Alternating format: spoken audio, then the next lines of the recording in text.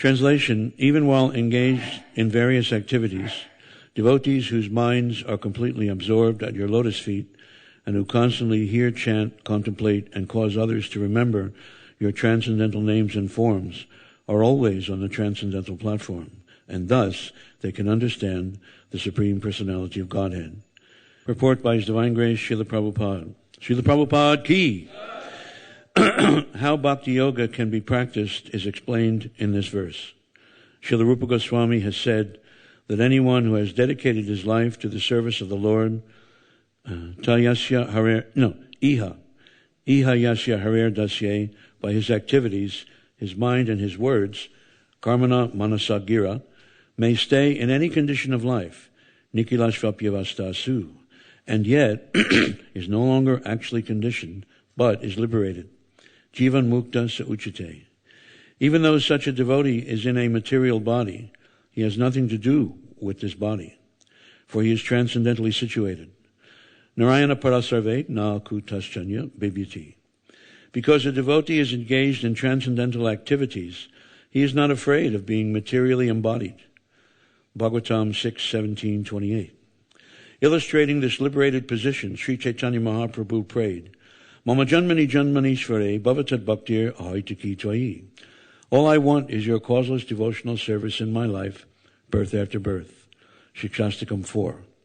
Even if a devotee, by the supreme will of the Lord, takes birth in this material world, he continues his devotional service. When King Bharat made a mistake and in his next life became a deer, his devotional service did not stop. Although some slight chastisement was given to him because of his negligence, Narada Muni says that even if one falls from the platform of devotional service, he is not lost. Whereas non-devotees are lost entirely because they are not engaged in service.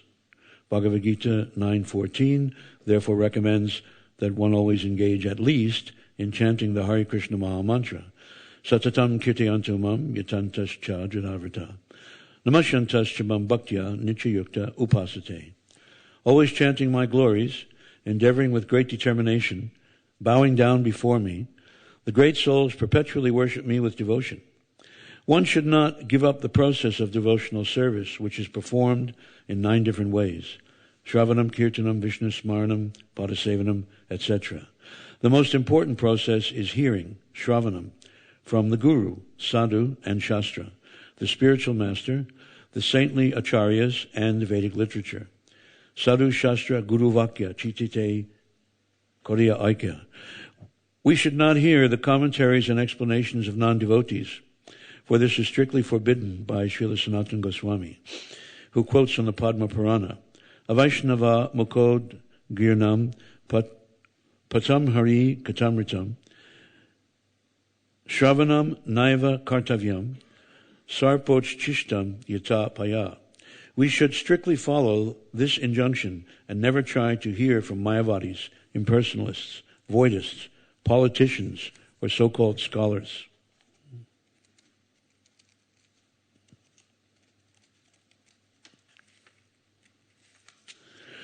Strictly avoiding such inauspicious association, we should simply hear from the pure devotees. Srila Rupa Goswami therefore recommends Sri Guru Padashraya. One must seek shelter at the lotus feet of a pure devotee, who can be one's guru. Chaitanya Mahaprabhu advises that a guru is one who strictly follows the instructions of Bhagavad Gita. Yaredeka Tare Kaha, Krishna Upadesh, Chaitanya Charitamrita Madhya-lila 7:128.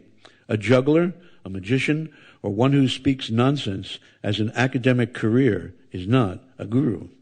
Rather, a guru is one who presents Bhagavad Gita, Krishna's instructions as it is. Shravana is very important. One must hear from the Vaishnava Sadhu, Guru, and Shastra. The word kriyasu, meaning by manual labor or by work, is important in this verse. One should engage in practical service to the Lord. In our Krishna consciousness movement, all our activities are concentrated upon distributing Krishna literature. This is very important. One may approach any person and induce him to read Krishna literature so that in the future he may also become a devotee.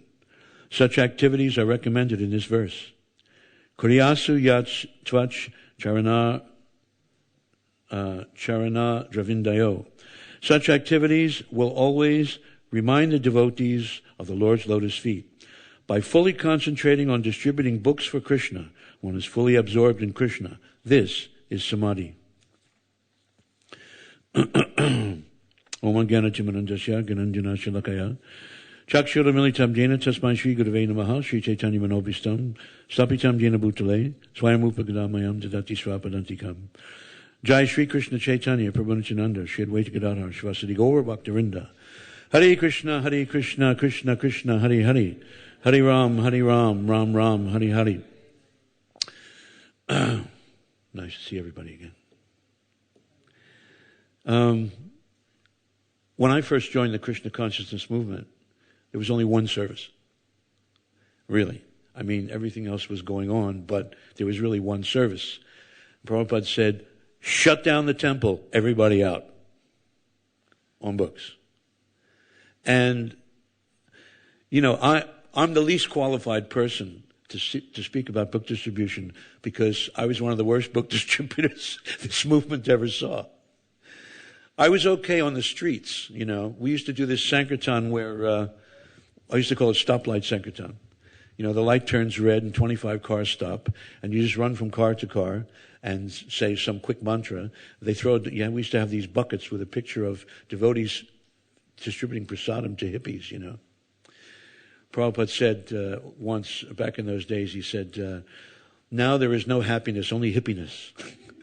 So, which was true, you know, and we were all kind of caught up in that mood. But anyway, it's acting independently of the desires of, thanks. That's what happens when you try to be independent. You know, the guru has to come and tighten you up a little bit.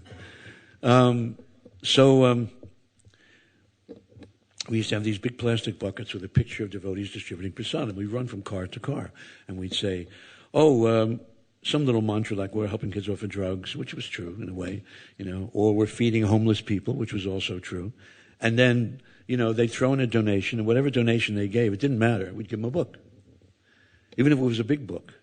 We distributed cases and cases and cases and cases of Back to Godhead magazines on the streetlights. Of course, that was okay until the police came and chased everybody off, you know. But it was, and sometimes the Sankirtan leader would say, okay, Prabhus, what book do you want to distribute today? And we'd have a choice. We'd say Back to Godhead, you know, Raja Vidya, On the Way to Krishna, Easy Journey to Other Planets. Easy Journey went over really big with the hippies. It's easy to understand why. And, you know, that's the Sankirtan that I was actually able to do. And then it changed, and they wanted us to move into the airports and distribute big books in the airports. That's where I just completely crumbled and fell apart. Although you may not realize it, you know, I do have some, you know, karma to be a little bit glib when I talk. I was totally embarrassed about trying to stop somebody in the airport and sell them a Srimad Bhagavatam. You know, because these commuter flights would come in with these businessmen on them, right? And they're in a hurry. You know, out of my way, it's a busy day, I've got things on my mind, you know, and they push you right up against the wall. But some devotees, especially the ladies were great. They were expert, the ladies. The ladies they used to pin flowers on people, you know, especially the military personnel, the servicemen. I'm from Philadelphia, Pennsylvania, in America, and right across the river is New Jersey. There's a big military base in New Jersey. And around Christmas time and Easter, all the soldiers would get leave or furlough, whatever you call it, and the airport would be full of them. My godbrother, Niranjan Swami, used to call it the drop, you know. Like in World War II, all the paratroopers would come down in, you know, Belgium or wherever it was, you know. So the airport would be full of soldiers. They'd be everywhere. And devotees would be running just, there was more Sankirtan than you could do. You'd have to run and try and, you know, you'd stop them. And they were really sweet people, you know, very young guys. And, you know, sometimes when Tripurari was there, you know, the king of book distribution, you'd see these servicemen walking away with a stack of about 10 books, you know. And and of course we had opposition when we were there. There was these Christian groups would come and try and disturb us. Enviousness. There was one group, they used to call themselves Get Smart, Get Saved. and they had a big button, and there was a man who used to come in, who was the leader of them, some fellow with big long hair, and he had this girlfriend with him, who, she looked real, we used to call her the Chandala woman, like the woman that was chasing Indra, with tuberculosis, and she was his assistant. And they used to come up, we'd be trying to distribute a book to somebody, and they would come up and jump right in the middle. Can you imagine how rude is that? They would jump right in the middle with a tape recorder to try and tape record everything they said. I remember one time I went over trying to be the big hero, and I tried to push this man's hand away who was holding the tape recorder, and he whacked me right across the face with the tape recorder. I still remember it. I can still feel it, I said it was Krishna trying to tell me, back off, boy, don't be Superman. Remember, lower than the straw on the street. And, but we made friends with the policemen there. One time we were being harassed by these Christians. And down the end of the concourse, I could see this policeman coming. And he was, we used to give him prasad, and we even gave him some free books and all that. Nice fellow. And he was walking, we could see he was coming right to where we were being harassed by these people. And he never broke stride. He just walked right up, grabbed this fellow who was harassing us by the coat, frog marched him out of the area, down the steps, and locked him up in the airport prison. They have a holding cell there in the airport where if anybody causes any trouble, they can lock them up, There's so many, I'm sure we all have our book distribution stories. We could just go on and on and on. I was in awe, of the Radha Damodar book distribution party, which historically is famous in ISKCON.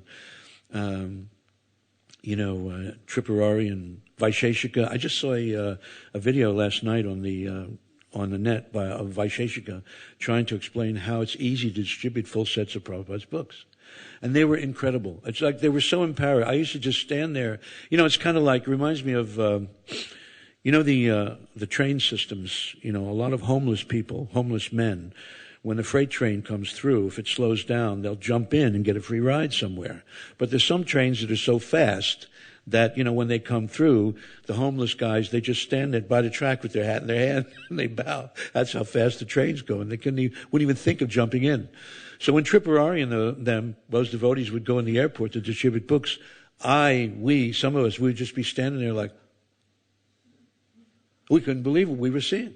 He used to, I don't know how, it was like there's some magic. Prabhupada used to call him the incarnation of book distribution. He'd go up to people and say, he'd show them the book, and the man would reach in his pocket to give a donation, and he'd come out, and all these notes would fall on the floor. It was like a fountain, and we're all sitting there, how does he do it, And, but Srila Prabhupada was very pleased by the Sankirtan results, because this is what he wanted. There is so much potency in this book distribution, we can't even imagine what's going on. What's really going on. If we actually knew what was really going on while we distribute books, we'd be completely amazed. For example, when I first joined, the temple was in great financial difficulty. The landlord was threatening to put a padlock on the door because the devotees were behind in the rent. The landlord was going to put a padlock on the door, and if they didn't come up with $600 American, I don't know what that would be in pounds, 400 pounds, whatever. By the following end of the week, he's going to throw everybody out in the street, including the deities, big Jagannath deities. And, they said to him, well, look, these are our gods, you can't throw them out in the street. And the landlord didn't want to hear it. He said, I don't care. If you don't pay your rent, everybody out. So the temple president said, okay, there's only one thing we can do. Every day we'll go into city center and distribute books. Prabhupada said that's where the potency is. So we'll go down and distribute books. So for a week, they went down and, every day, back to Godheads. Temple president told us a funny story one time. He said when he was down there distributing back to Godheads, this businessman came by, a fellow with a little attaché case all dressed up in a suit and tie. And he approached him to give him a Back to Godhead magazine. And the man said to him, this gives you an idea of the mentality of Kali Yuga. The man said to him, what is this? And he said, oh, this is Hare Krishna and so forth and so on. So the man said to him, you want to know what my philosophy is, kid? What's that, sir? People stink. That's what we were dealing with out there. All kinds of strange, crazy people. So for 1 week, the devotees went out every day distributing Back to Godhead magazines.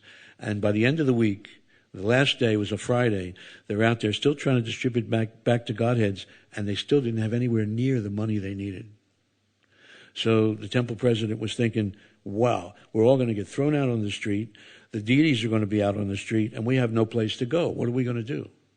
So just before they were getting ready to pack up and leave, they said they saw this very tall man, well over 6 feet tall, with white hair, snow white hair, coming through the crowd. He didn't look like he belonged there. He looked like he just appeared from out of nowhere. And he was walking towards the devotees very briskly, and they thought, oh God, this is all we need. Somebody's going to come over and punch us or something, So this man came walking right over to where the devotees were, and he reached in his pocket and he pulled out a white envelope and he handed it to the temple president and he said, this is for Krishna. And he walked away, got swallowed up by the crowd, and they never saw him again. And when the temple president opened the envelope, there were 6 brand new $100 bills, exactly the rent. I'm telling you straight up, book distribution is magic.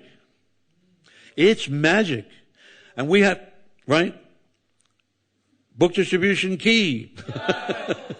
I feel so silly. Anyway, I was such a terrible book distributor. I was so bad. I just, like I said, in the airport, I used to just stand by the track with my hat in my hand watching the train go through, I just couldn't, And Tripurari used to say to me, what's wrong, Raghanath? Get in the fire, I was already cooked. I was completely cooked by not being able to distribute books. Get in the fire. What fire? I'm already ashes, Just the heat coming off their distribution was so intense, And, third degree burns of the false ego and all that. But we have to understand where we are and what we're actually doing here. This is a missionary movement, in case we didn't know. And a missionary means one who dedicates himself to a mission, right? Now, Srila Prabhupada was the ultimate missionary and had the ultimate missionary spirit, did he not? Maybe you know the story. My godbrother Bhavananda told us the story in Vrindavan that back in the day, Srila Prabhupada was very, very ill. He was staying in Mumbai. And Bhavananda was there looking after him. And Bhavananda said that Prabhupada was so sick, he couldn't even get out of bed in the morning. He couldn't even stand up. Bhavananda had to pick him up. He had to put him in the bathtub. And he used to bathe him. He used to sit him in the tub and bathe him just like an abhishek. He used to pour lotus of water over his head. I was thinking that was great mercy for him. Prabhupada arranged that he could worship his spiritual master the way we worship the deity. He used to pour, and then he would dry Prabhupada off. He would dress him, and then he would bring him, sit him down. He would encourage him to eat, because Prabhupada wasn't even eating in those days. That's how sick he was. So that went on for quite some time. And then one day, a telegram came from Mayapur. Now, as you may remember, Bhavananda and Jayapataka Swami were the main managers in Mayapur for many, many years. So a telegram comes from Mayapur for Bhavananda saying that the temple had just been attacked by dacoits, by thieves and rogues, and some devotees had been physically injured during that attack. Would Bhavananda please come back to Mayapur as soon as possible and sort out the mess? Now, that's not the first time the Mayapur temple was attacked. They've been attacked a couple of times because the local thieves think that, they thought the smaller deities were made out of gold. So they went to grab the smaller deities. What's his name? That sannyasi? Rasananda? I forgot what his name is. But when the thieves come in, they have their little homemade bombs, like homemade hand grenades. And they were throwing them at the devotees. So one of them hit him and took his leg off. And you probably know him. What's his name? Bhakti Raghava Swami lost his leg in one of these attacks by the thieves, by the local dacoits, So Bhavananda reads this telegram and he's thinking, Shri Shri Radha Gokulananda ki, Shri Shri Gaurnitai ki, Shri Shri Sitaram Lakshman Hanuman ki, Srila Prabhupada ki. So Bhavananda reads the telegram. The temple's been attacked. Devotees have been injured, and they want him to come back and sort out the mess. So Bhavananda is thinking, this is really serious. Prabhupada needs me. Prabhupada can't even get out of bed in the morning. He can't even take a bath. He can't even feed himself. He can't do anything.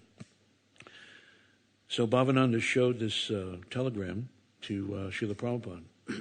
And when Prabhupada read the telegram, he said to Bhavananda, he said, there is no doubt that no one has served Guru Pada as nicely as you.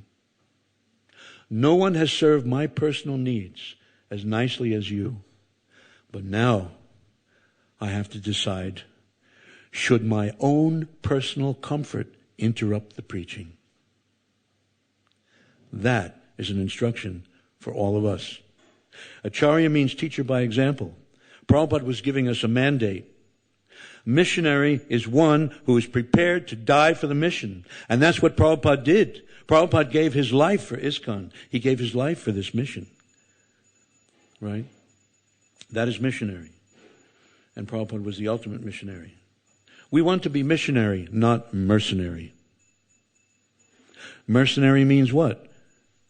Where's my piece of the action? Where's my percentage? Karma Mishra Bhakti. Something for Krishna, something for me, something for Krishna, something for me. Give and take, give and take, give and take. Give and take has nothing to do with love. That's business.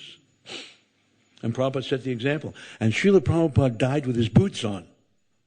If you remember, right up until his last days, Srila Prabhupada was still translating. If you watch that film, The Final Lesson, you see Prabhupada in bed, Jayadvaita Swami's there, Pradyumna's there, Harisari's there, and Prabhupada is on his back, still translating, and he's saying, everything is moving, acting by the supreme desire of Krishna. This consciousness is Krishna consciousness. So what are these literatures that we are distributing?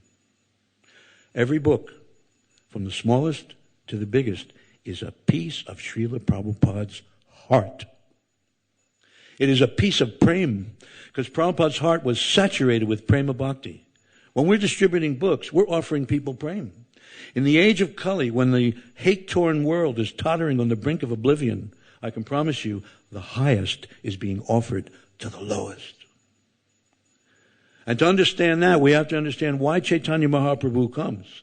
And that's what our book distribution is really about. Why does Chaitanya Mahaprabhu come to this world? He comes for primary reasons and secondary reasons. Krishna wants to taste himself, but he can't do that by himself. He has to combine with Srimati Radhika.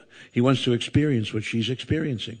So, Sri Chaitanya Mahaprabhu, who is the combined form of Sri Vrajendranandan Sri Krishna and Srimati Radhika from Vrajadam, appears in this material world, in this Kali Yuga, in this universe, on this planet Earth, right? In 1422 Shakabda, by the Vedic calendar, once in a day of Brahma, 8 trillion years of earthly calculation.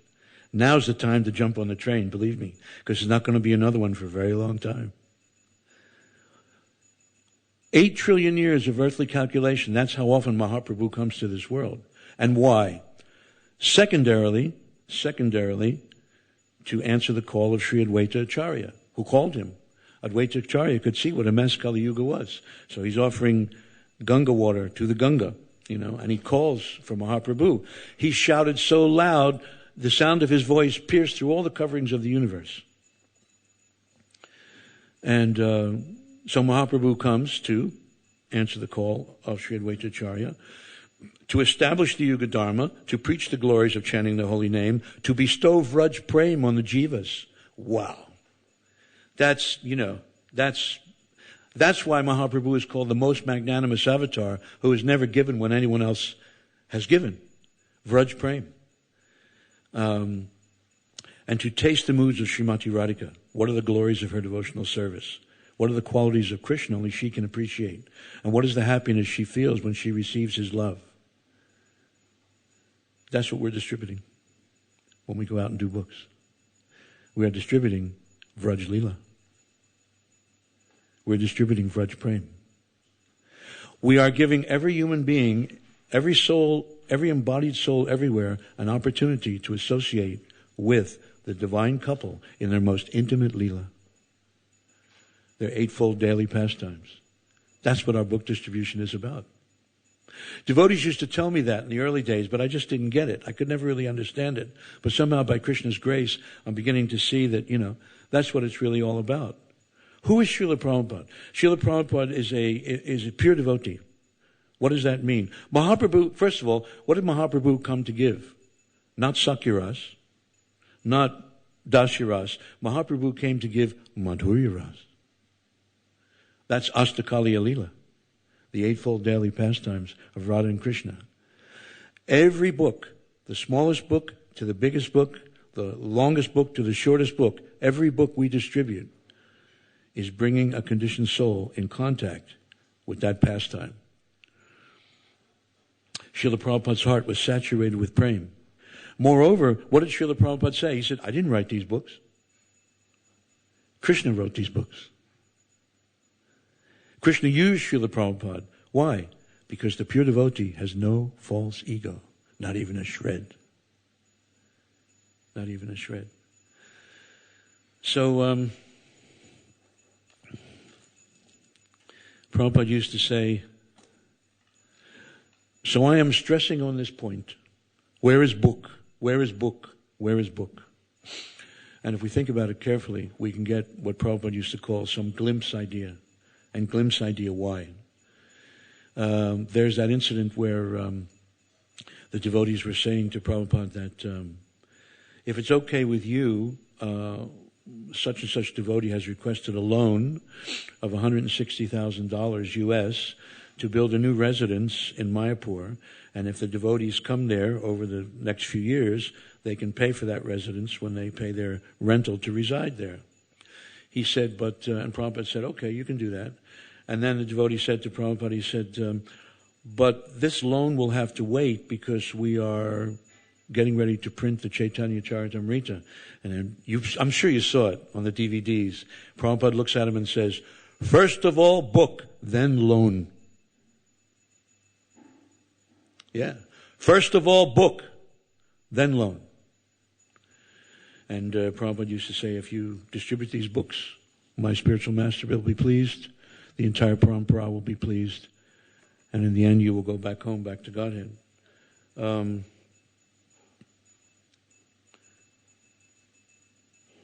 Prabhupada says here, book distribution is our real business.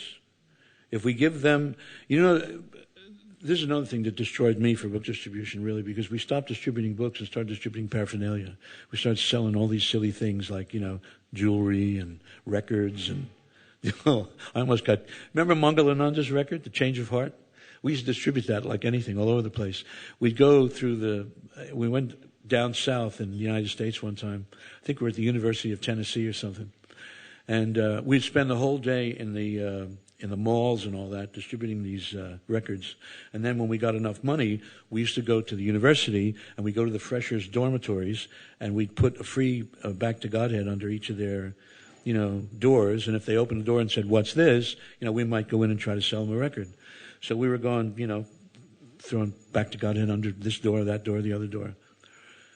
And then we all got separated. I was on the third floor, another devotee was on the second floor, another devotee was on the first floor. So I threw Back to Godhead under the door. Door opens, this big student, I guess you'd call him, comes out. It was the room where the wrestling team was staying, and they were all big 19-year-olds, if you know what I mean, big 20-year-olds. And I says, what is this? Oh, this is Hare Krishna. Well, come in, let's talk about it. So I showed him the record, Mangalananda's record. And he says, what's on this record? And I thought, what are you going to say now, So I showed him the endorsements on the back, by famous people, Stevie Wonder and George Harrison and all that. So they each bought a record. I left, I'm walking down the hallway, and I can hear their testing to see what the music was. You'd hear them, and this is before the days of CDs. They'd put the arm of the record player down, and you could hear, Arjuna dropped his bow, and then, oh Govinda within my heart. When I got to the end of the hallway, I heard, Krishna! And I thought, whoops, I'm toast. So I started to run, and I looked over my shoulder. They were running after me too. And I ran down the hallway, I forget about the lift. I wasn't going to wait for the lift. By the time the lift had come, they would have made me a permanent part of the wall, Three huge guys. I ran down the steps as fast as I could, all the way to the bottom, and at the bottom there was an open window. Somehow Krishna arranged it. The devotees were just backing the van into that window, and I did a flying leap like Superman out the window into the back of the van, and the van sped off. When I looked over my shoulder, I saw these three huge wrestlers behind me going, "Ah, Krishna!" So, we could go on and on, couldn't we? And so could you. You all have your Sankirtan stories. It's a war, in case you didn't know it. We're at war. What Prabhupada used to say, when somebody becomes a devotee, they declare war on the material energy. Yeah, this is war. And book distribution is the propaganda phase. And in war, there's always going to be casualties. So, but over the years, the devotees became more and more expert by Krishna's grace. And the books are going out, and it's 25 past 8, so I think I'll stop there. If anybody wants to have any question or you want to share something, share a nice Sankirtan story or whatever.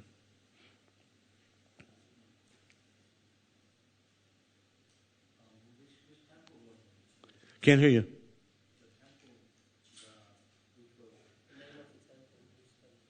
Which temple for what? Oh, Philadelphia. Yeah, it was Philadelphia. Yeah, Rabindra Swarup. You all know Rabindra Swarup. He was the president. And he was taking the devotees in the downtown every day, hoping that they'd be able to collect $600 and pay off the landlord before he put the padlock on the temple and threw all the devotees and the deities and their paraphernalia right out in the street. And at the last moment, this man appeared with $600 in an envelope. It was Krishna.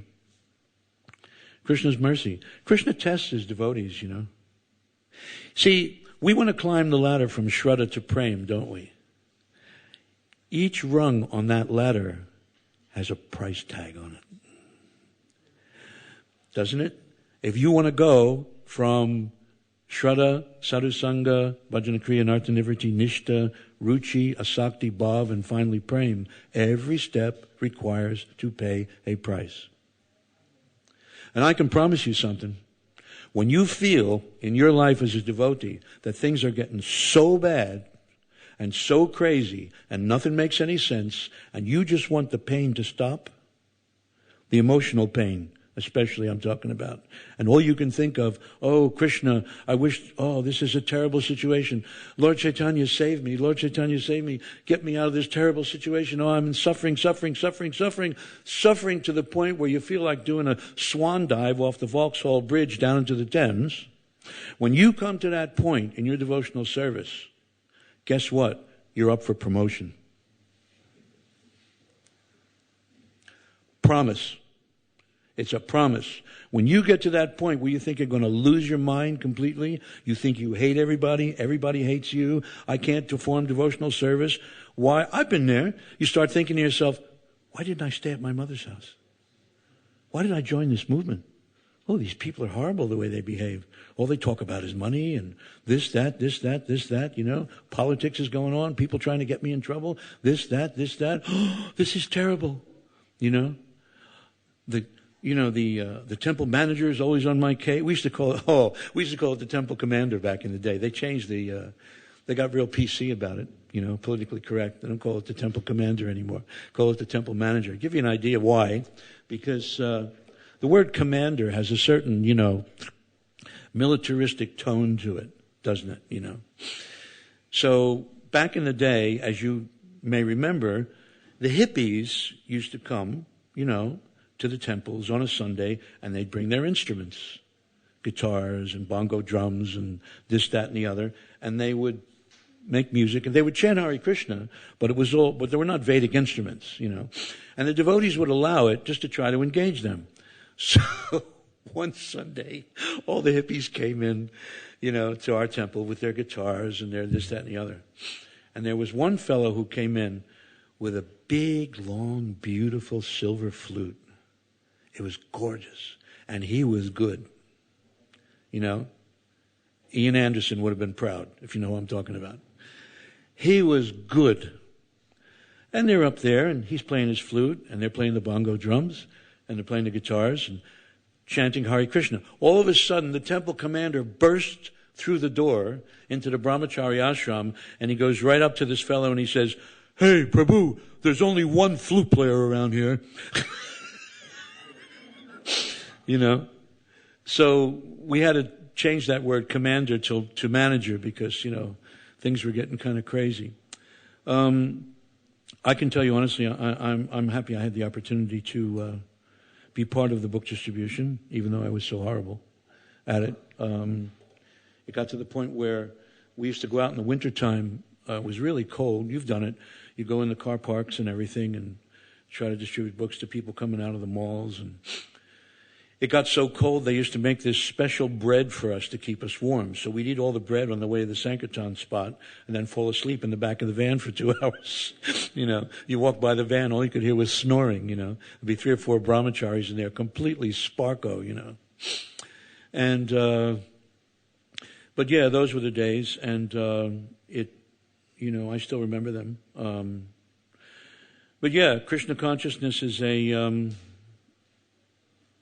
it's a test every step of the way, and you really have to buckle down in order to come up to the next level, We start with Shraddha.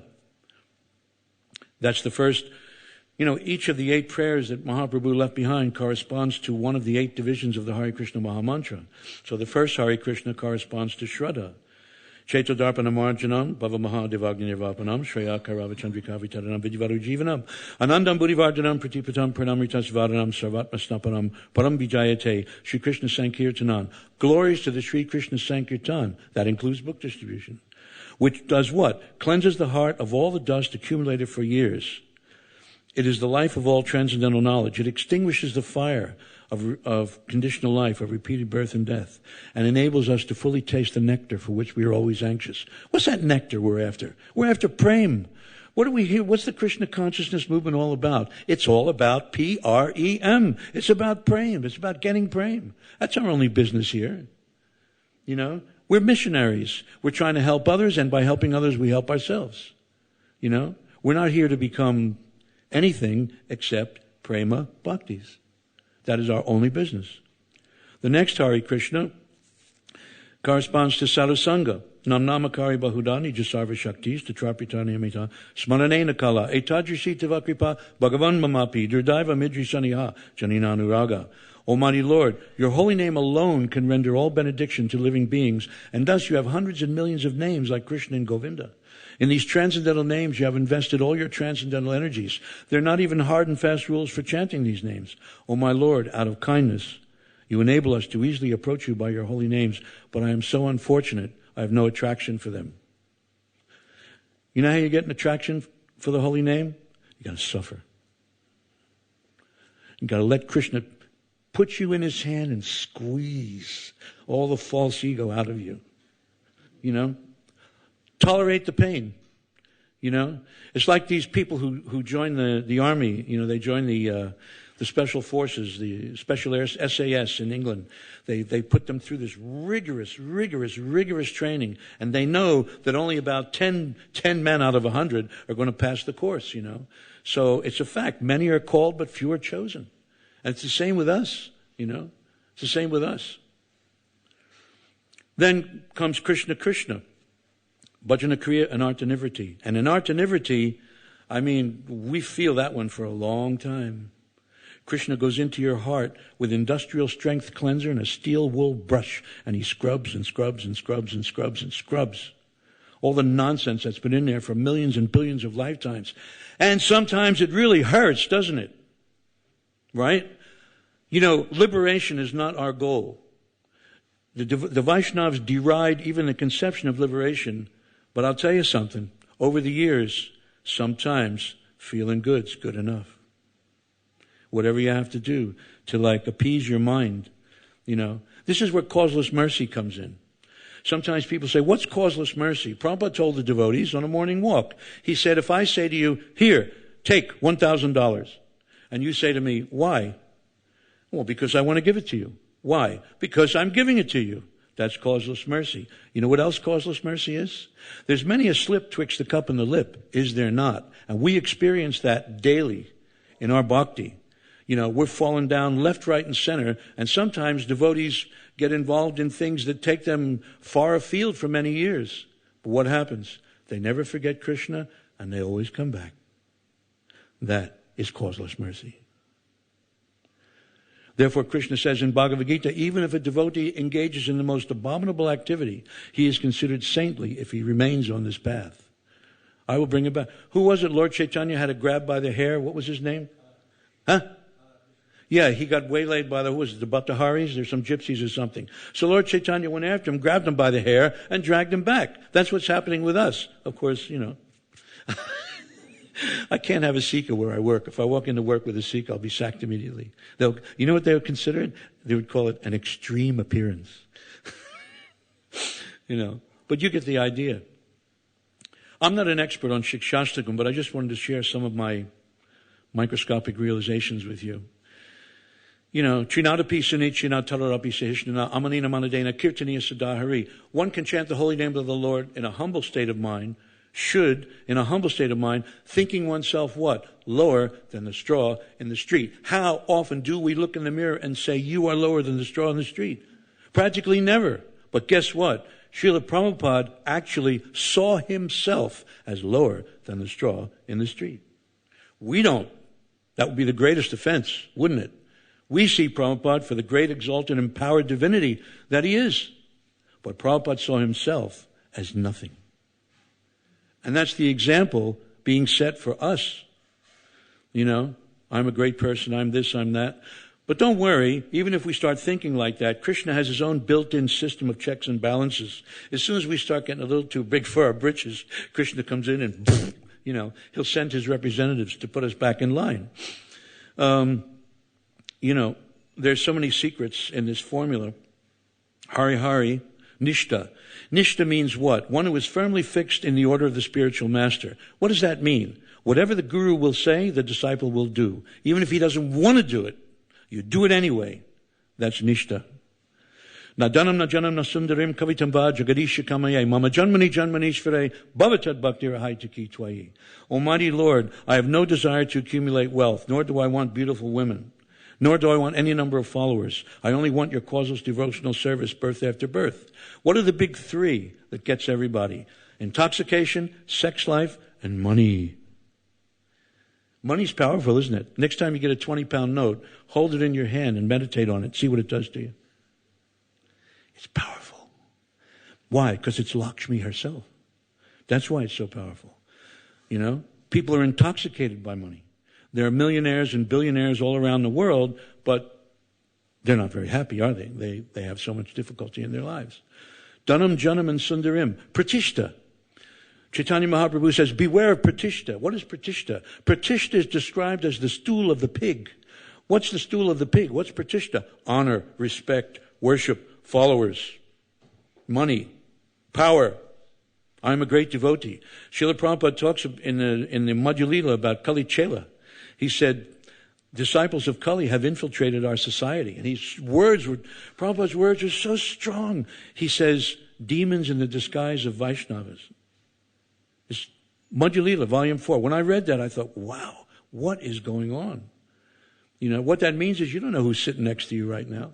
The person sitting next to you right now this could be their last life. And they're so humble, they're not manifesting any symptoms. You wouldn't know it. This could be their last life. I'm sure for all of you it is. I'm going to be, sweeping the floor here after you're all gone back to Godhead. But it reminds me of something from back in the day. Wow, sorry. I was vaccinated with a phonograph needle. I've been talking ever since. There was, back in the day, way back in the day, as you may remember, everybody was smoking ganja. Right? It was a fad. It was like an accessory. You go to the shop, you buy some clothes, you buy an accessory, a little handbag or whatever it is. So ganja was an accessory. This is like the 60s, 70s. I'm giving my age away now. But anyway. So the police thought they were being really clever. They would disguise themselves as hippies, go to the concerts, hand out free drugs, and anybody who accepted would be arrested. Now that's called entrapment. And today, entrapment is illegal. You can't do that. But in those days, they were getting away with it. So I remember one concert in particular, July the 5th, 1970. Grand Funk Railroad was playing at the Atlanta Pop Festival in Atlanta, Georgia. And they were hot in those days. In those days, they were one of my favorite bands. They were hot. They were good. Famous. So it was an evening concert, and naturally the police turned up in disguise, and they were moving through the crowd. Hey, man, want some free drugs? Yeah, thanks. Okay, you're nicked. You know. So when that became known to the leader of the band, at the interval, he made what we might call a public service announcement. He got on the microphone and he said, I feel I have to tell you something, because I know if you were in my place that you would do it for me.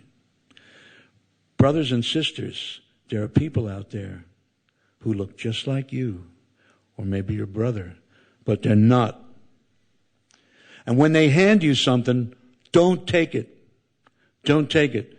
So now, referring back to Prabhupada's purport in the Madhya Lila about Kali Chela, we can extrapolate from that incident, and I can say, again and again, I say unto you, amen, amen, I say unto you. I feel I have to tell you something, because I know if you were in my place that you would do it for me. Brothers and sisters, there are people out there who look just like you, or maybe your brother, but they're not.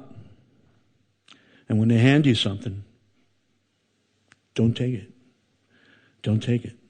There are people over the years who have actually tried to sabotage Prabhupada's book distribution,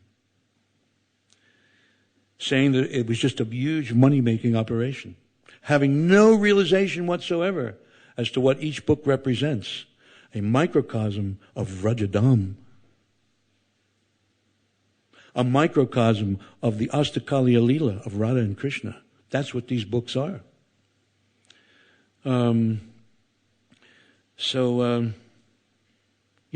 There's the war outside and there's the war inside. There's the war outside our society and there's the war within our society. It's not a secret. Go on the net. You'll see all these websites that are trying to, have a go at ISKCON and other people. Everybody's having a go, This is Maya's way of deflecting our focus. If you look at an arrow has a head, a shaft, and feathers. The head of the arrow must be very sharp for piercing, but the shaft gives it balance, and the feathers give it trajectory. So we've got our outreach preaching, book distribution, school programs, so many things. People come to the temple, we speak to them. People come to the temple, we give them prasad, so many things. We've got our outreach, but also we have support services. And you know what Prabhupada said? Do you remember? He said, the person sweeping the temple floor and the person who goes out on books, they are the same. Krishna doesn't see the size of the service. Krishna sees the size of the bhakti with which the service was performed. That's what Krishna sees. Remember when the spider came, or the chipmunk, whatever it was, there's some discussion on that, kicking the pieces of sand into the ocean, trying to help Lord Ram build the royal road of stones from India to Lanka. And Hanuman came and just, what's he doing? And Lord Ramachandra said, no, he's working to his fullest capacity. So support services are essential. Even in a war, you've got your frontline troops getting shot at, but also you've got medical people, you've got people cooking, you've got, in other words, it's all important. It's all important in the sense that it's vital for the human society, and it's all important in the sense that all of it is important. Every bit of it.